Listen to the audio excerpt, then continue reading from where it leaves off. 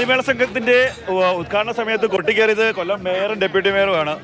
നേരത്തെ മേളം പഠിച്ചിട്ടുണ്ടോ? ഇല്ല, ഞങ്ങളുടെ ഒരു ഉള്ളിലെ സർഗവാസനയാണ്. ഇപ്പം ഈ സഹോദരിമാരടിക്കുമ്പോൾ നമ്മൾ ചെറിയ കലിയൊത്തിയൊക്കെ കണ്ടിട്ടുണ്ട്. അപ്പോൾ ആ ഒരു താളം നമ്മൾ ഇവരോടൊപ്പം നമ്മുടെ മനസ്സിൽ നിന്ന് തന്നെ വന്നതാണ്. ചേട്ടാ വീക്കേണ്ടായിരുന്നു കയ്യിൽ. ഞാൻ നാടക മത്സരങ്ങൾക്ക് ചെണ്ട ഉപയോഗിച്ചിട്ടുണ്ട്. അതുകൊണ്ട് ഇത് മനസ്സിലൊരു താളമുണ്ട്. ആ താളബോധത്തിലാണ് ഇത് നിർവഹിച്ചത്. ഇത് അഭിമാനം തോന്നുന്നത് കൊല്ലം കോർപ്പറേഷൻ്റെ വാർഷിക ബഡ്ജറ്റ് ഉൾപ്പെടുത്തിയതാണ് ബാൻഡ് മേളവും ശൃംഗാരി മേളവും. ഇത് രണ്ടും പ്രാവർത്തികമാക്കുവാൻ കഴിഞ്ഞു. അത് ഞങ്ങളുടെ വലിയ വിജയമാണ്. മാലിന്യ കൂമ്പാരമായിരുന്ന കുരിപ്പുഴ ചണ്ടിയതിപ്പോൾ അവിടെ മാലിന്യ കൂമ്പാരം മാറ്റി പൂക്കൃഷി നടത്തി അതിൻ്റെ വിളവെടുപ്പിലൂടെയാണ് അത്തപ്പൂക്കളം ഒരുക്കിയത്. നേരത്തെ മത്സരം അറിയാം കേട്ടോ. നാടക പ്രവർത്തനമായിട്ട് ബന്ധപ്പെട്ട് ചെണ്ടമേളം അറിയാവുന്ന ആളാണ്.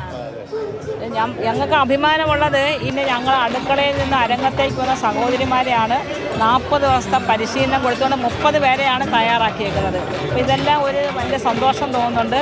തീർച്ചയായിട്ടും നമുക്ക് അസാധ്യമായതൊന്നുമില്ല, എല്ലാം സാധ്യമായതാണ് ഇവർ തെളിയിച്ചു തന്നിട്ടുള്ളത്. ഒരു ജീവിതമാർഗം കൂടിയായ അവർക്കൊരു ജീവിതമാർഗ്ഗമാണ്. ഈ കോർപ്പറേഷൻ കൗൺസിൽ ഇതെല്ലാം ഇങ്ങനെ പോയിക്കൊണ്ടിരിക്കും. പക്ഷേ ഈ സഹോദരിമാർക്കൊരു ജീവിതമാണ് ഞങ്ങൾ കൊടുത്തിരിക്കുന്നത്. ഇതെല്ലാം അവർക്കിനി അവർക്കൊരു നല്ല വരുമാനത്തിലേക്ക് അവർക്ക് പോകാൻ സാധിക്കും. കണ്ണൻ നായരുണ്ട്. നമുക്ക് കണ്ണ പറഞ്ഞ പോലെ തന്നെയാണ്, അവർക്കൊരു പുതിയ വഴി തുറക്കുകയാണ് ജീവിതത്തിൽ. ഇനി കൊല്ലത്തേക്കുള്ള പല പരിപാടികൾക്കുമൊക്കെ സജീവ സാന്നിധ്യങ്ങളായി ഇവരെത്തട്ടെ അല്ലേ?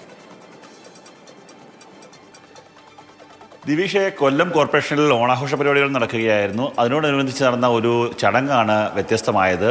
ശിങ്കാരി മേളത്തിൻ്റെ ഒരു ഗ്രൂപ്പ്, അവിടെ സ്ത്രീകളുടെ നേതൃത്വത്തിലുള്ള ശിങ്കാരി മേളത്തിൻ്റെ ഒരു ഗ്രൂപ്പിൻ്റെ ഉദ്ഘാടനമായിരുന്നു ഇന്നത്തെ ഏറ്റവും വലിയ പ്രത്യേകത എന്ന് പറയുന്നത്. കൊല്ലം ഈസ്റ്റ് കുടുംബശ്രീ പ്രവർത്തകരുടെ നേതൃത്വത്തിലുള്ള ഒരു 30 അംഗ സംഘമാണ് ശിങ്കാരി മേളം പഠിച്ചത്. 40 ദിവസം കൊണ്ടാണ് അവർ ശിങ്കാരി മേളം പഠിച്ചത്. അതിനുശേഷം ഇന്ന് ഓണാഘോഷം നടക്കുന്ന സമയത്ത് അവർ അവിടെ കൊട്ടിക്കയറി ഉദ്ഘാടനം നടത്തുകയാണ്. ആ സമയത്താണ് മേയറും അതുപോലെ തന്നെ deputy mayor Prasanna Ernest, deputy mayor Kollam അതുമടക്കമുള്ളവർ അവിടേക്ക് എത്തുന്നു.